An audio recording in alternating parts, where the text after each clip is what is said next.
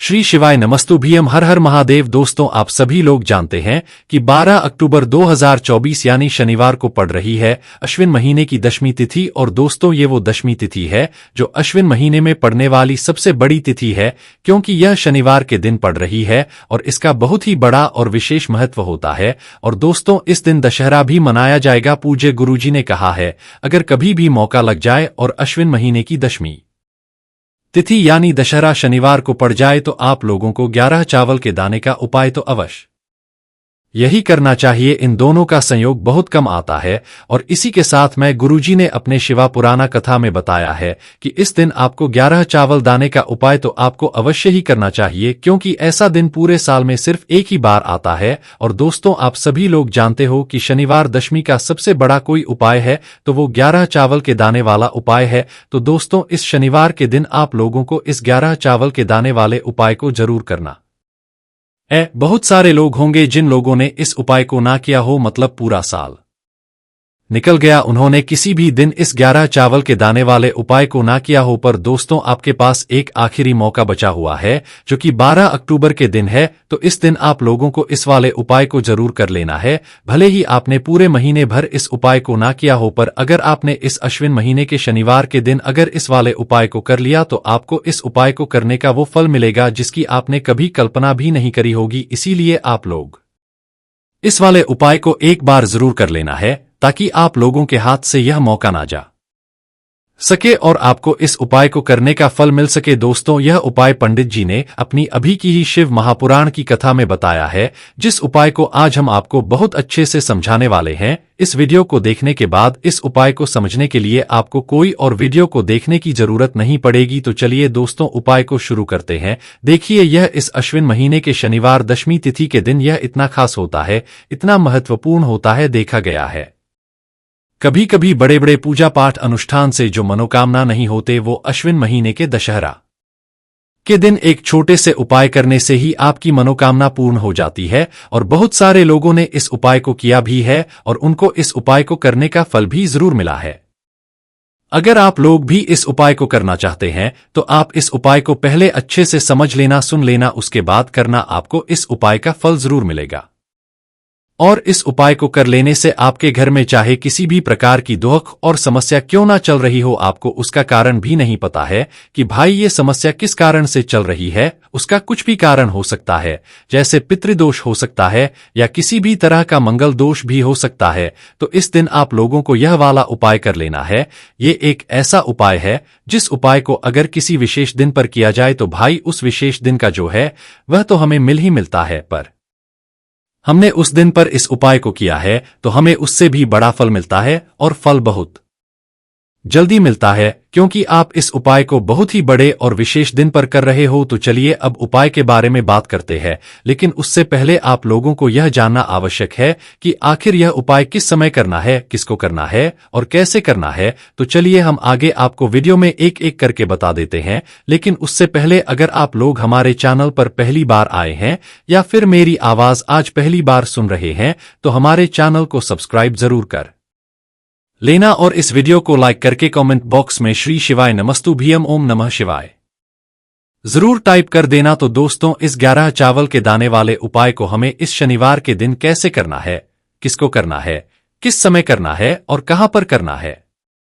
ये सारे सवालों के जवाब आपको इसमें मिल जाएंगे। और जो ये वीडियो देखेगा भाई, उसको 11 चावल के दाने वाला उपाय जरूर करना चाहिए, क्योंकि इस दिन एक चावल के दाने का भी बहुत ही बड़ा और विशेष महत्व होता है। और जब बात आ जाए 11 चावल के दाने की तो ये सोने पे सुहागा वाली बात हो जाती है और ये एक बहुत ही बड़ा उपाय हो जाता है इस शनिवार दशहरा का। तो अब दोस्तों, इस 11 चावल के दाने वाले उपाय को आखिर करना किसको है, सबसे हम लोग वो बात जान लेते हैं। तो देखो, घर की जो बड़ी माताएं बहनें होती हैं, उन माताओं बहनों में से कोई भी एक बड़ी माता बहन इस वाले उपाय को कर सकती है। और दोस्तों, अगर आप चाहें तो अपने घर में से सभी सदस्यों को भी इस उपाय को करवा सकते हैं। अगर किसी व्यक्ति की खुद की कोई मनोकामना है, खुद की कोई दुख और परेशानी है जो कि वह अपने लिए ही करना चाहता है इस वाले उपाय को, तो वह खुद अपने लिए भी कर सकता है। बाकी अगर घर में से ऐसा है जो कि अपने पूरे घर परिवार की सुख और शांति के लिए ये वाला उपाय करना चाहता है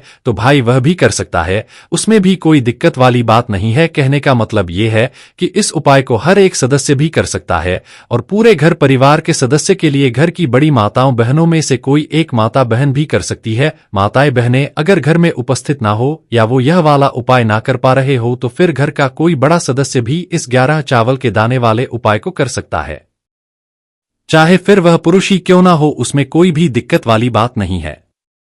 अब दोस्तों, इस 11 चावल के दाने वाले उपाय को हमें करना कहां पर है? हमें इसे शिव जी के मंदिर में जाकर करना है। बहुत सारे लोग प्रश्न करते हैं, हर एक उपाय को करते समय क्या हम इस उपाय को घर पर कर सकते हैं? तो इस वाले उपाय को आप घर पर नहीं कर सकते हो। इस वाले उपाय को के लिए आपको शिव जी के मंदिर ही जाना पड़ेगा। उसके बाद में दोस्तों जो अगला प्रश्न निकल कर आता है वो यह आता है इस उपाय को लेकर कि आखिर इस उपाय को हमें किस समय करना है, सुबह के समय करना है कि शाम के समय करना है? तो देखो, इस वाले उपाय को आप लोग सुबह के समय भी कर सकते हो और शाम के समय प्रदोष काल में भी कर सकते हो। अब अगर आप पूछो कि भाई सबसे उत्तम समय कौन सा रहेगा इस 11 चावल के दाने वाले उपाय को करने का, तो हम बस यही कहेंगे कि इस उपाय को आप सुबह के समय करेंगे तो ज्यादा बेहतर होगा। बाकी अगर प्रदोष काल शाम के समय भी करेंगे तो भी अच्छा होगा, उसमें कोई भी दिक्कत वाली बात नहीं है। तो अब दोस्तों जो अगली सबसे बड़ी और महत्वपूर्ण बात आती है वो यह आती है कि सुबह अगर हम उपाय को करेंगे तो हमें कितने बजे से लेकर कितने बजे तक के बीच में करना है, और शाम के समय प्रदोष काल में करेंगे तो हमें कितने बजे से लेकर कितने बजे के बीच में करना? तो देखो, सुबह जितनी जल्दी हो सके आप उपाय को करने की कोशिश करना। बाकी अगर किसी कारणवश लेट भी हो जाओ, थोड़ी देर भी हो जाए तो 10 या 11 बजे तक भी आप उपाय कर लेना, पर 12 बजे से ज्यादा देरी ना हो, ठीक है? इस बात का ध्यान रखना। उसके बाद में दोस्तों अगर शाम के समय प्रदोष काल की बात करें, प्रदोष काल का जो समय है होता है वो शाम के 6 बजे से शुरू हो जाता है। मतलब शाम के 6 बजे से लेकर 7 बजे के बीच जो समय होता है ये समय प्रदोष काल का समय होता है। पर अभी जो मौसम चल रहा है इस मौसम में जो है शाम बहुत देरी से होती है, तो आप इस उपाय को 7 या 8 बजे के बीच में भी कर सकते हो। मतलब शाम के 6 बजे से रात 8 बजे के बीच में आप कभी भी इस वाले उपाय को कर सकते हो, उसमें कोई भी दिक्कत वाली बात नहीं है। अब दोस्तों यहां पर इस उपाय को लेकर एक और सबसे बड़ी बात यह निकल कर आती है कि इस 11 चावल के दानों को हमें लेना कहां से होता है, और हमें इस उपाय को करने के साथ में क्या और कुछ भी सामग्री ऐसी होती है जो शिव जी के मंदिर लेकर जानी है। तो देखो यहां पर हम आपको बता दें, सबसे पहले आप लोग ये जान लो कि यह जो 11 चावल के दाने वाला उपाय है, सिर्फ और सिर्फ आप उपाय की सामग्री लेकर कभी भी शिव जी के मंदिर मत जाना, क्योंकि हमें भगवान के सामने यह नहीं दर्शाना है कि अगर हम भगवान जी के मंदिर आए हैं तो अपने फायदे के लिए आए हैं। तो इसलिए जो भी पूजन सामग्री है उपाय सामग्री है 11 चावल के दाने, इसके साथ में आपको पूजन सामग्री भी जरूर लेकर जाना है। देखो, अगर सुबह के समय उपाय कर रहे हो तो सीधी सी बात है, 1 लोटा जल तो आप लेकर जाओगे ही जाओगे। वही 1 लोटा जल अगर मिट्टी का जल हो तो बहुत अच्छा रहेगा। मिट्टी का जल कैसे बनाया जाता है इसके लिए हमने पहले से बहुत सारी वीडियोज बना दी है, आपके पास इस दिन एक आखिरी मौका रहेगा मिट्टी का जल शिव जी पर चढ़ाने का और उपाय को करने का। बहुत बड़ा आपको इस दिन फल मिलेगा। तो इसलिए इस दिन हो सके तो भाई मिट्टी का जल चढ़ाना तो अपने साथ में कम से कम 1 लोटा जल तो आपको लेकर जाना ही जाना है। अगर मिट्टी का जल नहीं है तो घर का जल भी आप इस्तेमाल कर सकते हो। इसके अलावा जो भी पूजन सामग्री है, देखो 11 चावल के दाने ये अलग आपके होंगे और जो आपकी पूजन सामग्री रहेगी वो अलग रहेगी। पूजन सामग्री में आप जो भी चीज लेकर जाना चाहे वो लेकर जा सकते हैं, उसमें कोई भी दिक्कत वाली बात नहीं है। वही अगर हम बात करें शाम के समय की, तो शाम के समय शिवजी पर जल नहीं चढ़ता है, इसीलिए शाम के समय आप लोग एक दीपक तैयार कर ले जो कि गोलबत्ती का आटे का शुद्ध देसी गाय का घी का होगा है ना। इस बात का आप लोगों को ध्यान रखना है और इस दीपक को आपको घर से जलाकर नहीं जाना है, भगवान शिव जी के मंदिर में जाकर ही जलाना है। इस बात का भी आप लोगों को ध्यान रखना है। अब दोस्तों यहाँ पर हमें इस बात को समझना है कि यह 11 चावल के दाने हमें लेना कहाँ से है। क्या हमें दुकान से लेकर आना है या हमें अपने घर से लेना है या कहाँ से लेकर आना है और कौन से चावल लेना है, क्योंकि चावल भी बहुत प्रकार के होते हैं। तो देखो, इन सभी सवालों के जवाब आप लोग एक बात में सुन लो कि भाई ये जो उपाय है, इस उपाय में आप ये नहीं देखना है कि भाई कौन से चावल है कौन से चावल नहीं है। बस जो भी चावल ले रहे हो वो चावल का दाना सबूत होना चाहिए, मतलब साबुत होना चाहिए, टूटा हुआ नहीं होना चाहिए, कटापिटा नहीं होना चाहिए। ये बात आपको ध्यान रखना है। बाकी आपका चावल बासमती हो या सादा चावल हो या कोई सा भी चावल हो, उसमें कोई भी दिक्कत वाली बात नहीं है। तो सीधी सी बात है कि आपके घर के रसोई घर में जहां पर आप भोजन बनाते हो, वहां पर जो भी चावल आपके उपस्थित हो, उन चावलों में से अपनी एक कटोरी भर लेना या एक मुट्ठी चावल अलग से निकाल कर रख लेना, क्योंकि हम 11 चावल ही यहां पर इस उपाय में लेने वाले हैं। तो हमें यह चावल के दाने गिनकर निकालने पर डटेंगे। इस बात का आप लोगों को ध्यान रखना है। तो अपने उस चावल की कटोरी में से या चावल में से 11 ऐसे चावल के दाने आप लोग निकाल लो जो कि टूटे हुए ना हो, कटे पिटे ना हो, जिनमें कोई दाग ना लगा हुआ हो, है ना। अच्छे साबुत चावल के दाने 11 दाने आप लोग निकाल कर रख लो और इन्हें किसी भी एक कागज की पुड़िया या किसी एक छोटी सी कटोरी में आप लोग रख लो, ताकि यह सुरक्षित रहे, आपके एक भी चावल का दाना इधर उधर ना हो और आपका उपाय भी पूरा अच्छे से हो जाए। तो भाई जैसे ही आपका उपाय की जो सामग्री है 11 चावल के दाने ये तैयार हो जाते हैं, उसके बाद में आपको जो भी अपनी पूजन सामग्री है सुबह के समय कर रहे हो तो एक लोटा जल या पूजन सामग्री जो लेकर जाना चाहो उसकी भी तैयारी कर लेना, और शाम के समय जा रहे हो तो भाई पाना जो दीपक है उसे तैयार कर लेना, ठीक है। और उपाय को करते समय शुद्धता का विशेष रूप से ध्यान रखना, ठीक है। सुबह सुबह स्नान करने के बाद ही उपाय को करने की आप लोग तैयारी करना। उसके बाद अगर शाम के समय की बात करें तो शाम के समय आपको स्नान करने की जरूरत नहीं है, पर शुद्धता का ध्यान रखना है। आपको स्नान तो नहीं करेंगे, आप हाथ मुंह धोकर भी इस वाले उपाय को शाम के समय प्रदोष काल में कर सकते हैं, इसमें कोई की बात नहीं है। तो आप अपने उपाय की पूरी सामग्री तैयार करके आपके पास ही में जो आपका शिव मंदिर हो वहां पर पहुंच जाइए। सबसे पहले शिव मंदिर में जाकर आप लोगों को उपाय नहीं करना है, पहले भगवान के दर्शन करना है, भगवान से आशीर्वाद प्राप्त करना है, फिर शिव जी की शिवलिंग के पास में आना है। शिवलिंग के पास में आने के बाद आप जो पूजन सामग्री लेकर आए हुए हैं, जैसे कि सुबह गए हुए होंगे तो एक लोटा जल और जो भी पूजन लेकर आए हैं आप उनसे भगवान शिव जी की पूजन कीजिए। सबसे पहले तो एक लोटा जल ही चढ़ेगा, उसके बाद में आपकी पूजन सामग्री चढ़ेगी। उसके बाद में अगर दोस्तों शाम के समय अगर आप इस उपाय को कर रहे हो तो अपने साथ में कम से कम एक जो दीपक है गोल बाती का जो आप अपने साथ में लेकर गए हो, उस दीपक को मंदिर में जाकर अपनी माचिस से जलाना है और उस दीपक को शिवलिंग के पास में रखना है, ठीक है। इस दीपक को के बाद ही आप लोगों को अपना ये वाला उपाय शुरू करना है और दीपक को ज्यादा पास में मत रखना, वैसे भी गर्मी पड़ रही है, भगवान शिव जी को आंच नहीं लगनी चाहिए है ना, तो भाई जैसे ही आपकी पूजा अर्चना हो जाती है आप भगवान शिव जी को प्रसन्न कर लेते हैं। उसके बाद में शिवलिंग के पास ही में आप कहीं पर बैठ जाइए, सामने या आसपास जिस जगह पर आपको बैठना हो वहां पर बैठ जाइए और अपने वह 11 चावल के दाने अपने सामने निकाल कर रख लीजिए, क्योंकि अब यहां पर करने की आपको तैयारी करना है। और इस तरीके से जब आप उपाय करेंगे पूजन सामग्री करने के बाद, पूजन अर्चना करने के बाद, तो आपको उपाय का फल बहुत जल्दी और बहुत बड़ा होकर मिलेगा। तो अपने 11 चावल के दाने अपने सामने निकाल कर रख लेना। और यह जो उपाय है यह आपकी सीधे हाथ की हथेली से होगा, इसलिए इस बात का भी विशेष रूप से ध्यान रखना है। तो सीधे हाथ की हथेली का प्रयोग करके ही आप लोग अपना इस वाले उपाय को करना। अपने सामने जो भी आपकी कागज की पुड़िया है उसको खोल रख लो, या कटोरी है तो भाई उसे अपने सामने रख लो और अपने वह 11 चावल के दाने निकाल लो, ठीक है। उसके बाद में दोस्तों अब आपको क्या करना है कि शिवलिंग आपके सामने होगी तो आपने वह 11 चावल के दाने एक एक करके आपको शिवजी के शिवलिंग के ऊपर चढ़ाना है। कहां पर चढ़ाना है? शिवलिंग के ऊपर चढ़ाना है और कहीं पर भी नहीं चढ़ाना है। आपको अपने हथेली से शिवलिंग के ऊपर चढ़ना है, भले ही फिर वो अपने आप जलाधारी पर गिर जाए या मतलब वहीं पर गिर जाए, उसमें कोई दिक्कत वाली बात नहीं है, पर आप चढ़ाओ शिवलिंग के ऊपर ही। तो आपको क्या करना है, अपना पहला चावल उठाना है, श्री शिवाय नमस्तुभ्यम बोलना है और शिवलिंग पर चढ़ा देना है।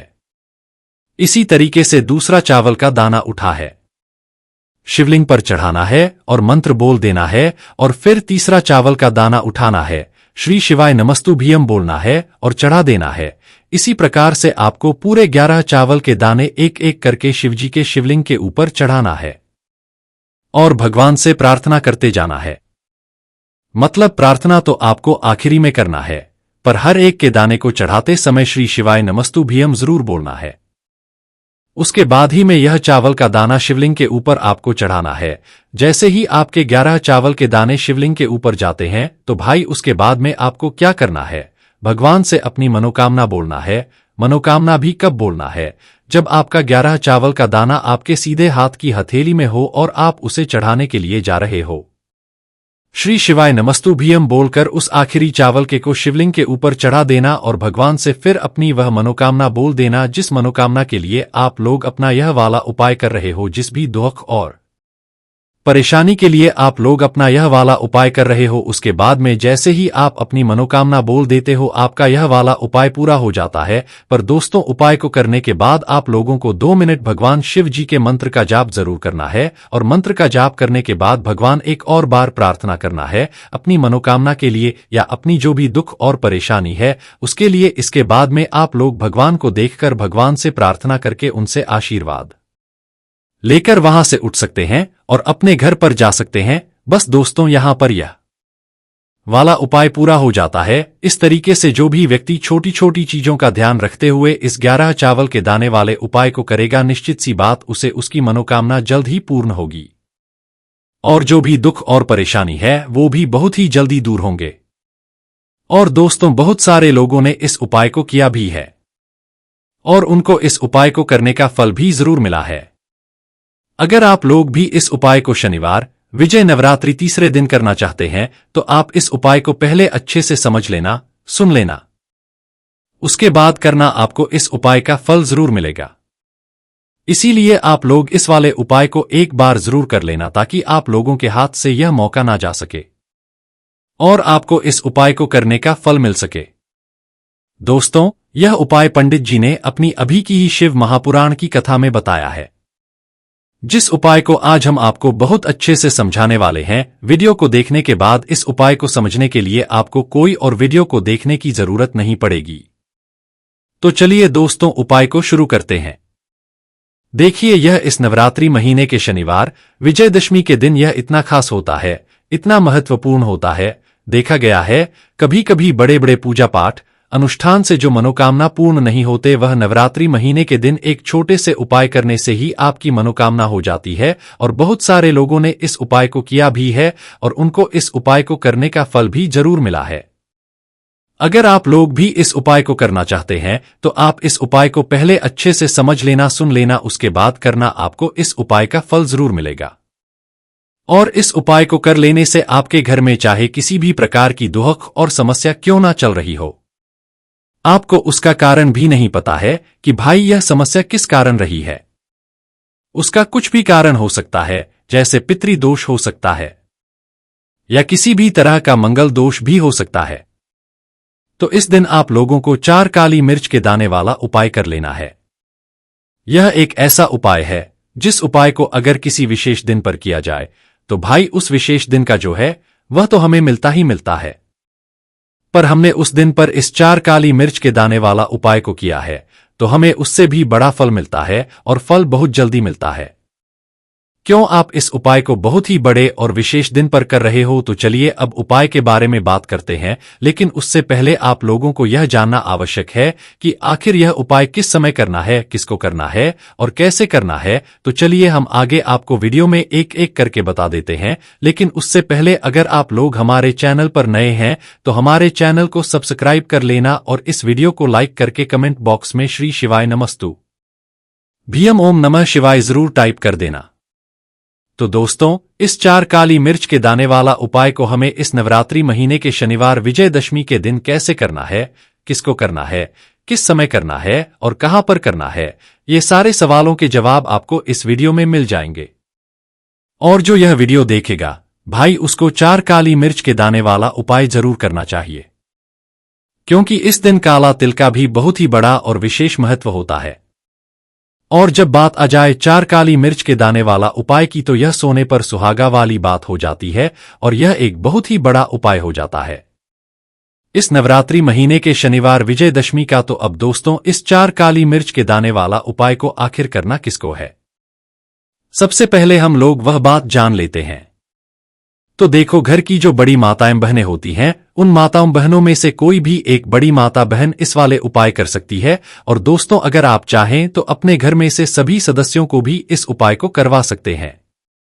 अगर किसी व्यक्ति की खुद की कोई मनोकामना है, खुद की कोई दुख और परेशानी है जो कि वह अपने लिए ही करना चाहता है, इस वाले उपाय को तो वह खुद अपने लिए भी कर सकता है। बाकी अगर कोई घर में से ऐसा है जो कि अपने पूरे घर परिवार की सुख और शांति के लिए यह वाला उपाय करना चाहता है, तो भाई वह भी कर सकता है, उसमें भी कोई दिक्कत की बात नहीं है। कहने का मतलब यह है कि इस उपाय को हर एक सदस्य भी कर सकता है और पूरे घर परिवार के सदस्य के लिए घर की बड़ी माताओं बहनों में से कोई एक माता बहन भी कर सकती है। माताएं बहनें अगर घर में उपस्थित ना हो या वह यह वाला उपाय ना कर पा रही हो, तो फिर घर का कोई बड़ा सदस्य भी इस 4 काली मिर्च के दाने वाला उपाय को कर सकता है, चाहे फिर वह पुरुष ही क्यों ना हो, उसमें कोई दिक्कत वाली बात नहीं है।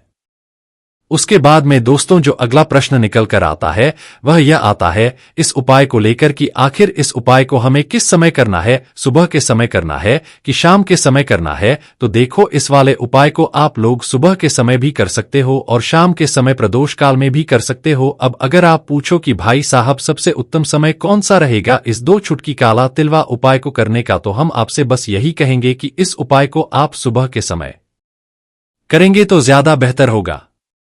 बाकी अगर शाम के समय भी करेंगे तो भी अच्छा होगा, उसमें कोई भी दिक्कत वाली बात नहीं है।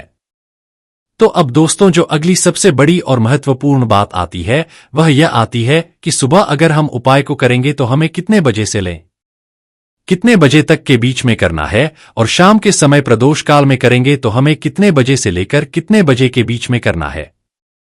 देखो, सुबह जितनी जल्दी हो सके आप उपाय को करने की कोशिश करना। बाकी अगर किसी कारणवश लेट भी हो जाओ, थोड़ी देर भी हो जाए, तो 10 या 11 बजे तक भी आप उपाय कर लेना, पर 12 बजे से ज्यादा देर ही ना हो, ठीक है, इस बात का ध्यान रखना। उसके बाद में दोस्तों, अगर शाम के समय प्रदोष काल की बात करें, प्रदोष काल का जो समय होता है वह शाम के 6 बजे से शुरू हो जाता है।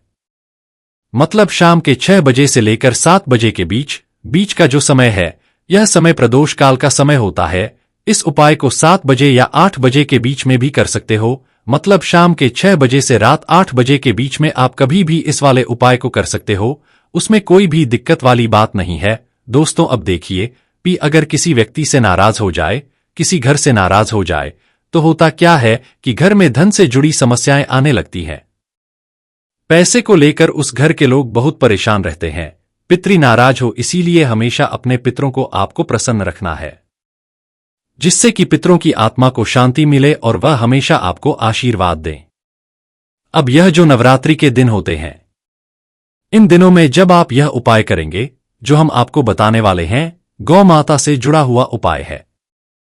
देखिए, गौ माता के अंदर हमारे पितरों का ही वास माना जाता है। गौ माता हो गई, कुत्ते हो गए हैं ना, पेड़ों में बरगद का पेड़ हो गया, पीपल का पेड़ हो गया, इन सभी में हमारे पितरों का वास माना जाता है। में कौवा हो गया, जिसके अंदर हमारे पितरों का वास माना जाता है। तो ऐसा समझ लीजिए कि जब भी जीवन में दुख बढ़ जाए, कष्ट बढ़ जाए, धन को लेकर आप परेशान रहने लगे, कर्जे जैसी समस्याएं जीवन में बढ़ रही हैं। आपके घर में संतान को लेकर बहुत दुख है।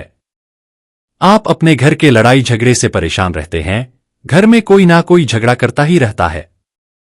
आप सोच सोच कर परेशान रहते हैं कि कैसे घर में शांति आएगी, से घर में सुख समृद्धि आएगी। अब यह समझ लीजिए कि अगर घर में लगातार झगड़ा लड़ाई या चीजें आपको देखने को मिल रही हैं, घर में आपके कोई भी व्यक्ति सुखी नहीं है। कर्जा घर में लोगों के सर पर है तो पितृ आपके कहीं ना कहीं नाराज हैं। देखिए, पितृ दोष जब घर में होता है ना, तो ऐसा नहीं कि आपको देखने से पितृ दोष दिखेगा। इसका आप अंदाजा लगा सकते हैं घर में होने वाली घटनाओं से, जैसे कि खाना आप खाते हैं या घर का कोई भी सदस्य खाता है, अगर उस खाने में कहीं ना कहीं बाल निकलता है या वह खाना गिर जाता है खाते खाते, तब भी आपके घर में पितृ दोष है, यानी पितृ आपके नाराज हैं। साथ ही साथ अचानक से घर में दुर्घटनाएं हो रही हैं। पितृ आपके नाराज हैं। अब जो उपाय आपको बताने वाले हैं, इस उपाय को कर लीजिए। पितृ भी प्रसन्न और धन को लेकर तो कभी आपको परेशान होना ही नहीं पड़ेगा। चलिए बात कर लेते हैं पहला वाला उपाय, जो कि पितरों को प्रसन्न करने के लिए है और घर में स्थिर लक्ष्मी के वास के लिए। मतलब कभी आपके घर में ऐसा नहीं होगा कि आज पैसा आ रहा है और कल पैसा नहीं आ रहा है।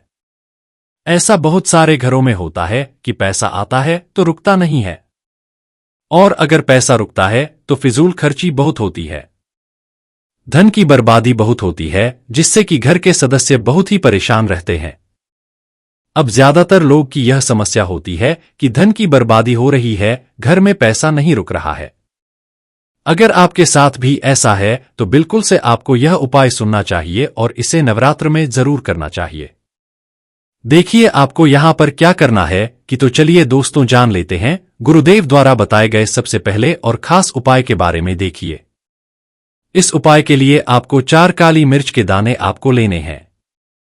ठीक है, तो चलिए सबसे पहले बात कर लेते हैं काली मिर्च के 4 दाने आपको अपने घर में है, और इस छोटे से उपाय को करके कैसे आप अपने जीवन में बड़े से बड़े दुश्मन से छुटकारा पा लेंगे और आपके गुप्त शत्रु भी आपका कुछ बिगाड़ नहीं पाएंगे। तो देखिए, बहुत सारे लोग हैं जो यह चीज जानते हैं कि जब व्यक्ति को नजर लग जाए तो उसके पैसे को भी कहीं ना कहीं नजर लग जाती है, उसके घर की सुख शांति को, सुख समृद्धि को भी नजर लग जाती है। अब अपने घर से हमेशा आपको सबसे पहले नजर दोष को दूर करना है। ऐसा समझ लीजिए ही नजर दोष आप दूर करेंगे, आपके जो गुप्त शत्रु है उनकी नजर का जो प्रभाव होता है वह तुरंत खत्म हो जाता है, और फिर आपको अपने जीव के कष्टों से भी छुटकारा मिल जाता है। आपको क्या करना है, 4 यहां पर काली मिर्च लेनी है। इसके छोटे छोटे 4 दाने लेंगे, एक भी दाना टूटा हुआ ना हो, यह चीज आपको ध्यान रखनी है। एक कपूर का टुकड़ा लेना है। अब यह 4 काली मिर्च के दाने आपको अपने घर में किसी भी कोने में रखकर जला है, ठीक है ना। एक कमरा है, कोई भी कमरा आप चुन लें, उस कमरे में जाए, उस कमरे के एक कोने में या 4 काली मिर्च के दाने कपूर के साथ जला दें, और फिर आपको इसकी राख को जलाने के बाद इसकी राख को अपने घर के बाहर फेंक देना है। देखिए, जैसे ही काली मिर्च के दाने कपूर के साथ आप जलाएंगे, आपके जीवन में एक चमत्कार होगा। आप देखेंगे कि आपके घर में जो अचानक से दुख आ रहे थे, जो धन को लेकर आप परेशान थे, पैसा नहीं आ रहा था, या घर में बीमारियां बढ़ रही थी, या कोई ऐसा व्यक्ति आपके घर में था जो हमेशा बीमार है, चिड़चिड़ा स्वभाव है, उसका हमेशा क्लेश घर में रह रहा है ना, तो ये चीजें आपके घर से दूर हो जाती है। और नजर दोष अगर किसी को लगी है तो वह भी दूर होगी। और दूसरी चीज, आपके गुप्त शत्रु आपका कुछ बिगाड़ नहीं पाते हैं। जब कपूर के साथ काली मिर्च के 4 दाने आप अपने घर में जलाते हैं, देखिए काले की जो वस्तुएं होती है यह शनि देव से जुड़ी हुई है। काली मिर्च के जितने भी उपाय होते हैं आपको बता दें। सबसे पहले तो यह तुरंत अपना असर दिखाते हैं, बहुत जल्दी यह उपाय सफल होते हैं। दूसरी चीज, आपके घर में कभी भी नकारात्मक ऊर्जा नहीं ठहरती है। जब काली मिर्च को आप अपने घर में जलाते हैं तो इस उपाय को करें, और फिर आप देखें कि आपका बड़े से बड़ा गुप्त शत्रु भी, कोई भी आपका दुश्मन होगा, वह घुटने टेक देगा। इस उपाय को करते ही उनकी कितनी भी बुरी नजर क्यों ना हो, उसका आपके ऊपर, आपके घर के ऊपर, आपके पैसे के ऊपर कोई असर नहीं होगा, क्योंकि यहां पर सीधे सीधे आपको शनि देव का आशीर्वाद मिलेगा। तो ये पहला उपाय है। अब बात कर लेते हैं तीसरे उपाय की, जो कि चतुर्थी के दिन आपको करना है। देखिए, इस उपाय के लिए आपको मात्र एक लौंग का जोड़ा लेना है, यानी कि 2 फूल वाली लौंग लेनी है। साथ में आपको मात्र थोड़ा शहद लेना होगा और इसी के साथ में आपको तांबे के पात्र के अंदर शुद्ध जल लेना होगा। अब देखिए, इन सभी सामग्रियों को लेकर के आपको भगवान शिव के मंदिर में पहुंच जाना है। देखिए, ये उपाय आप सुबह से लेकर शाम तक कर सकते हैं। तो वह सबसे पहले तो आपके पास जो 2 फूल वाली लौंग हैं, उन्हें आपको शहद के अंदर अच्छे से डुबो है, यानी कि दोनों लौंग पर आपको अच्छे से शहद का लेपन कर देना है। अब आपको जो आपके 1 लोटा जल है, सबसे पहले तो उसे शिवलिंग पर धीरे धीरे समर्पित करना है और श्री शिवाय नमस्तुभ्यम इसका जाप करते हुए समर्पित कर देना है। अब आपके पास जो 2 फूल वाली लौंग है, शहद से उसे आपको शिवलिंग पर अर्पित करना है और आपको प्रार्थना करनी है कि जीवन में जो रोग की स्थिति है वह समाप्त हो, जीवन की जो संकट और समस्याएं हैं वह सभी समाप्त हो, जीवन से जो कर्ज की समस्या है वह समाप्त हो। इस प्रकार प्रार्थना करते हुए यह जो 2 फूल वाली लौंग ही शहद संयुक्त इससे आपको शिवलिंग पर अर्पित कर देनी है। आपकी जो भी समस्या होगी इस चतुर्थी के दिन अवश्य ही समाप्त हो जाएगी। तो इस प्रकार से आपको पहला उपाय करना है। अब हम बात कर लेते हैं तीसरे उपाय के बारे में। देखो, यह उपाय आपके लिए सर्वश्रेष्ठ होने वाला है। देखिए, इस उपाय के लिए आपको मात्र 5 हरे मूंग के दाने आपको साबुत लेने हैं, खंड नहीं होने चाहिए, इस बात का ध्यान रखें। और इसी के साथ मैं आपको एक तांबे के पात्र के अंदर अपने घर से शुद्ध जल ले लेना है। अब दोस्तों, इन सभी सामग्रियों को लेकर के आपको सीधे पहुंच जाना है भगवान शिव के मंदिर में। देखिए, इस उपाय को भी आप सुबह भी कर सकते हैं और शाम के समय में भी कर सकते हैं। देखिए, भगवान शिव के मंदिर में पहुंचने के बाद आपके पास जो 5 हरे मूंग हैं, उनमें से पहला जो हरा मूंग है, आपको शिवलिंग के सामने जो नंदी महाराज हैं और उनका जो पैर उठा हुआ होता है, वहां पर आपको पहला हरा मूंग समर्पित कर देना है और आपको नम शिवाय इसका जाप कर लेना है। फिर आपको दूसरा हरा मूंग लेना है और शिवलिंग पर जो श्री गणेश जी वाला स्थान होता है, वहां पर आपको यह दूसरा हरा मूंग समर्पित कर देना है, यानी कि शिवलिंग के सीधे तरफ आपको यह दूसरा हरा मूंग समर्पित करना है और फिर आपको ओम नमः शिवाय या फिर श्री गणेशाय नमः इस कर लेना है। तीसरा हरा मूंग का दान आपको भगवान शिव की सबसे प्रिय पुत्री माता अशोक सुंदरी वाले स्थान पर समर्पित करना होगा। शिव की जो जलाधारी होती है, जहां से जल बह करके आता है, उसी जलाधारी के बीच में जो कहीं कहीं उठी हुई लाइन होती है सांप की आकृति के रूप में, वहीं पर आपको तीसरा हरा मूंग समर्पित करना है और फिर आपको ओम नमः शिवाय इसका जाप कर लेना है। अब दोस्तों, चौथा जो हरा है उसे आपको भगवान कार्तिकेय जी का जो स्थान होता है शिवलिंग पर, वहां पर आपको यह चौथा हरा मूंग का दाना समर्पित कर देना है और आपको इसका जाप कर लेना है। अब दोस्तों, आपके पास जो 5वां और अंतिम हरा मूंग बचा हुआ है, उससे आपको उससे जल के पात्र के अंदर डाल देना है और इस हरे मूंग से युक्त जल से आपको भगवान शिव के शिवलिंग का अभिषेक कर देना है। जल आपको बिल्कुल धीरे धीरे समर्पित करते हैं और लगातार आपको शिव महापुराण के मूल श्री शिवाय नमस्तुभ्यम इसका जाप करते रहना है। फिर आपको शिवलिंग के सामने बैठकर, यदि आप अपने बच्चों के लिए यह उपाय कर रहे हैं, यदि आप अपने बच्चों की बुद्धि ज्ञान और विवेक के लिए उपाय कर रहे हैं, तो उसके लिए आपको प्रार्थना कर लेनी है। या फिर व्यापार में वृद्धि करने के लिए यह उपाय कर रहे हैं, तो उसकी कामना करते हुए आपको प्रार्थना कर लेनी है। या फिर अपनी नौकरी के लिए कर रहे हैं, या फिर अपने इंटरव्यू के लिए, या फिर धन की प्राप्ति के लिए कर रहे हैं, जिस भी कामना के लिए आप उपाय कर रहे हैं, उसे परिपूर्ण करने के लिए आपको महादेव से प्रार्थना कर लेनी है और फिर आपको वापस अपने घर आ जाना है। पूज्य गुरुजी ने कहा है कि जो भी व्यक्ति इस उपाय को कर लेता है, तो यकीन मानिए आपके जीवन की जो सारे संकट, कष्ट और बाधाएं ही वह सभी समाप्त होंगे। अब हम बात करते हैं अगले उपाय की। इस उपाय आपको एक दीपक लेना है। दीपक आप मिट्टी का भी ले सकते हैं और शुद्ध आटा मढ़कर उसका दीपक भी आप तैयार कर सकते हैं। दीपक के अंदर गोल बाती का प्रयोग करना है और दीपक के अंदर आपको शुद्ध घी का प्रयोग करना है। इसी के साथ में आपको मात्र 1 फूल वाली लौंग लेनी होगी। अब यह एक दीपक और 1 फूल वाली लौंग लेकर के सीधा आपको पहुंचना होगा बरगद के वृक्ष के वहां पर। देखिए, सबसे पहले तो आपके पास जो 1 फूल वाली है, उससे आपको बरगद के वृक्ष की जड़ में समर्पित करना है। देखिए, अगर आपके जीवन में कोई भी बड़ा संकट आने वाला है, कोई भी बड़ा कष्ट आने वाला है, तो वह इस उपाय के माध्यम से दूर होने वाला है। महादेव की विशेष कृपा रहेगी कि जो भी संकट आपके जीवन में आने वाला होगा वह भी दूर हो जाएगा। तो आपको एक लौंग समर्पित करनी है बरगद के वृक्ष की जड़ में, और वहीं पर आपको जो है गोल बाती वाला दीपक जो आप लेकर के गए उसे भी वहां पर प्रज्वलित कर देना है करते हुए। देखिए, जब भी आपको जीवन में इस साल लगने लगे कि आपके जीवन में कुछ भी अच्छा नहीं चल रहा है, तब भी आपको ये उपाय करना है। तो इस प्रकार से आपको यह उपाय करना है। अब हम जान लेते हैं चौथे विशेष उपाय के बारे में। देखें, यदि आपके विवाह में, शादी में कोई भी समस्या आ रही है, यदि आपका जो कर्ज है वह दिन पर दिन बढ़ते ही जा रहा है, तो आपको यह चमत्कारी उपाय करना चाहिए। कोई भी समस्या अगर जीवन में है तो उसे दूर करने के लिए आपको ही उपाय करना चाहिए। मंगल दोष से जुड़ी हुई समस्या भी है तब भी आपको यह उपाय करना चाहिए। देखिए, इस उपाय के लिए आपको एक तांबे के पात्र के अंदर अपने घर से शुद्ध जल लेना है, और इसी के साथ में आपको एक चुटकी लाल चंदन लेना होगा। अब आपको क्या करना है कि जो लाल चंदन आपने लिया है उसे आपको उससे जल के पात्र के अंदर डाल देना है, और यह जल है आपको लाल चंदन से युक्त तैयार कर लेना है। और यह लाल चंदन से युक्त जल आपको भगवान शिव के मंदिर में लेकर के पहुंचना है। लेकिन यह उपाय भी आप सुबह से लेकर के शाम तक कर सकते हैं। अब दोस्तों, यह जो लाल चंदन से युक्त जल है, इससे आपको भगवान शिव के शिवलिंग पर धीरे धीरे अर्पित कर देना है, और आपको लगातार श्री शिवाय नमस्तुभ्यम इसका जाप करते रहना है।